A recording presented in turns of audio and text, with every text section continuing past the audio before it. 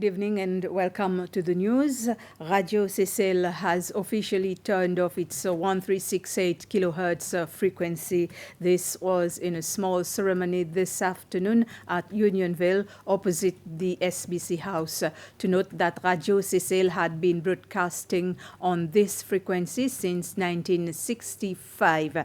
The SBC announced some time ago that it would be turning off this frequency and that listeners can tune in to Radio Seychelles on the FM frequency of 99.4, 99.2, 99.5, and 106.6, depending on their location. President Wavel Ramkalawan have visited key locations in the Les Mamelles district.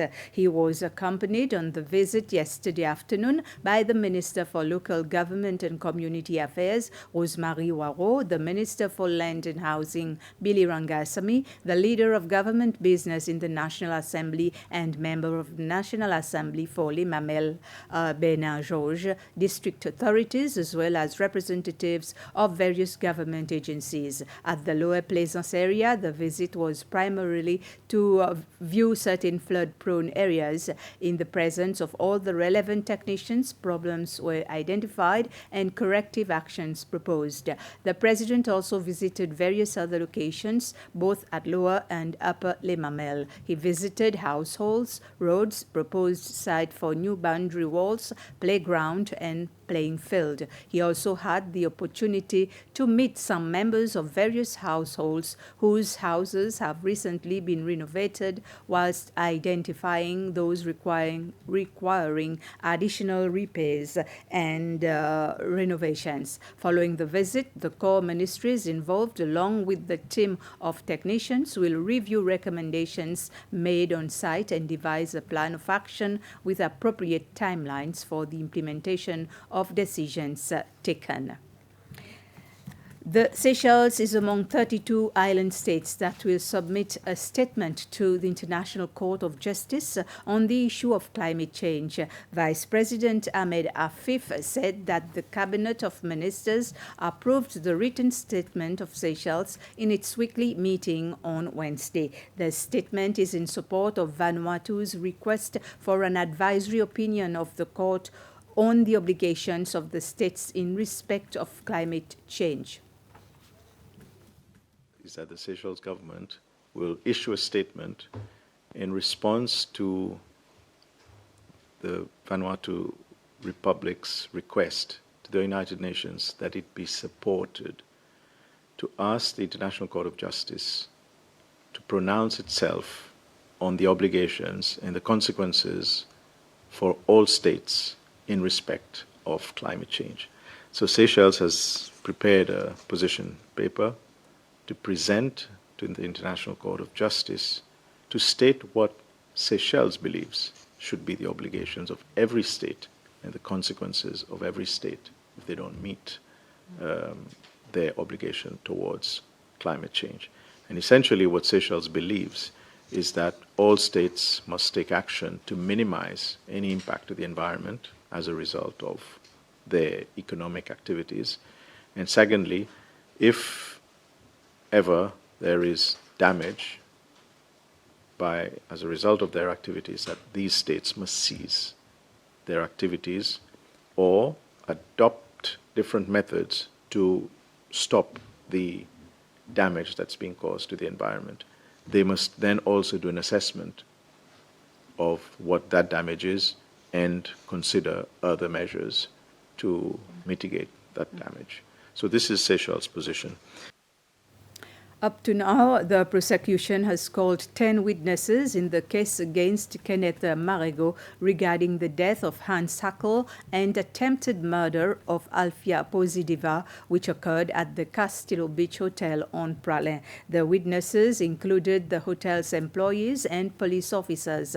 2 new officers from the Scientific Support Crime and Record Bureau who photographed the scene and areas surrounding the villa where the incident occurred also gave evidence in court. A couple of objects, including what could possibly have been the accused person's clothes, were also presented in court. To coincide with the International Women's Day, the President of the Republic, Mr. Ramkalawan, has recently appointed 4 women professionals in prominent positions in the administration of the country. These are the reappointment of the Governor of the Central Bank of Seychelles, Caroline Abel, the new Principal Secretary for Finance, Astrid Tamatav, the new Commissioner General of the Seychelles Revenue Commission, Varsha Singh, and also the appointment of the Chief Executive Officer of the National Bureau of Statistics, Lee Fasheng Kai Swet. The Ministry of Health has for the first time met with the Department of Police to celebrate Women's Day. The 2 entities have launched a mobile health clinic with the aim of providing health screening and education for women closer to the workplaces. The Chief Executive Officer of the Healthcare Agency, Dr. Danny Louange, says that this activity is meant not only to provide health care but to celebrate women as well. In the heart of our ministry, the Ministry of Health, women's health stands as a beacon of our dedication and care. Women's health is important for us. In line of this, with this year's theme, Inspire Inclusion, we call to acknowledge and to act upon the unique health needs of women.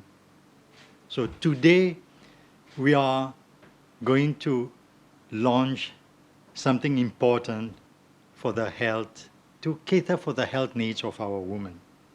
So it is from sexual and reproductive wellness to maternal care and addressing all conditions uniquely affecting women. Our commitment is unwavering. Our aim is to not only to provide care, but to empower every woman, to take an active role in her health journey. Students and lecturers at the University of Seychelles assisted an event at the UNICE 2 Theatre, another activity to commemorate Women's Day today. The ceremony this morning consisted of talks, presentations, and poems to encourage the women students and teachers to be more empowered and follow their dream. The Students' Council and 2 sections, the International and Local Engagement section, and the library organized the special event. The theme for the event was Empowering Women, Empowering the Future. We've come to the end of this news summary. Thank you for watching.